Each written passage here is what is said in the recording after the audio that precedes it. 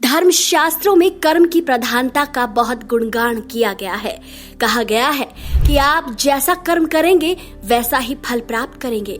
लेकिन फिर ऐसा क्यों कहा गया है कि संतान को तो अपने माँ बाप के कर्मों की सजा भुगतनी पड़ती है, लेकिन माँ बाप को नहीं?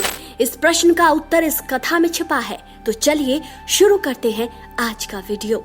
कथा प्रारंभ होती है मृत्यु के देवता यमराज की पुत्री सुनीता से। सुनीता के पिता जहां पापियों को दंड देते, वहीं उनकी पुत्री को पाप और पुण्य का अंतर नहीं पता था और ना ही यमराज कभी इस बात को अपनी पुत्री को समझाने का प्रयास करते।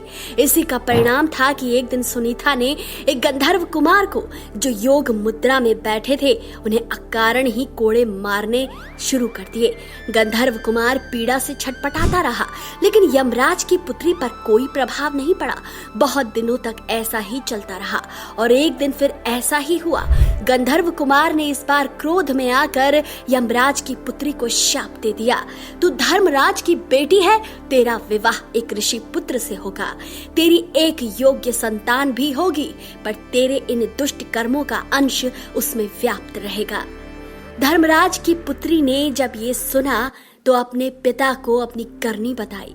पुत्री से सारा वृतांत सुनकर धर्मराज को बड़ा पश्चाताप हुआ और उन्होंने दुखी होकर अपनी पुत्री से कहा, बेटी, निर्दोष तपस्वी को पीटकर तुमने अच्छा काम नहीं किया।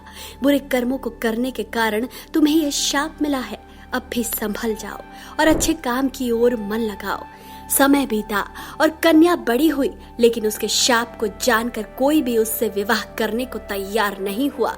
यह देखकर रंभा अप्सरा ने उसे मोहिनी विद्या सिखा दी।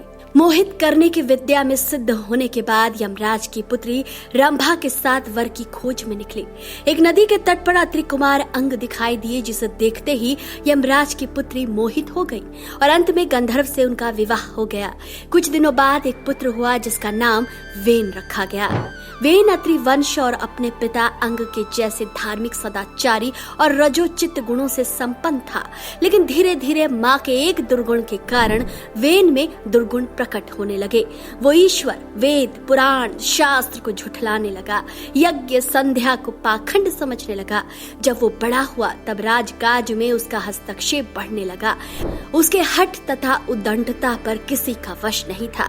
वेन के इन कर्मों से प्रजा दुखी रहने लगी। महाराज अंग को अपयश मिलने लगा।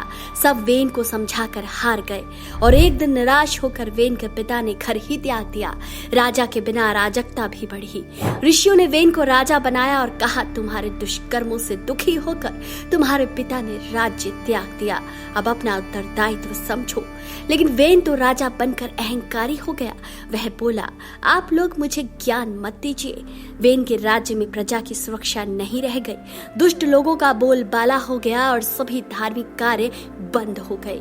सभी ऋषि मुनियों और प्रजा ने विद्रोह कर दिया। वेन के हाथ से सत्ता छीन ली गई और वह असहाय हो गया। अब दूसरों की दया पर निर्भर रहने लगा। अंत में वेन जंगल में चला गया। तो मित्रों, ये थी आज की कथा। आपको आज की ये कहानी कैसी लगी? अपनी राय कमेंट करके जरूर बताएं। साथ ही ये भी बताएं कि आप भी मानते हैं कि माँ बाप के कर्मों की सजा अंततः बच्चों को ही भुगतनी पड़ती है। वीडियो अगर पसंद आया है तो इसे दूसरों के साथ शेयर जरूर कीजिए।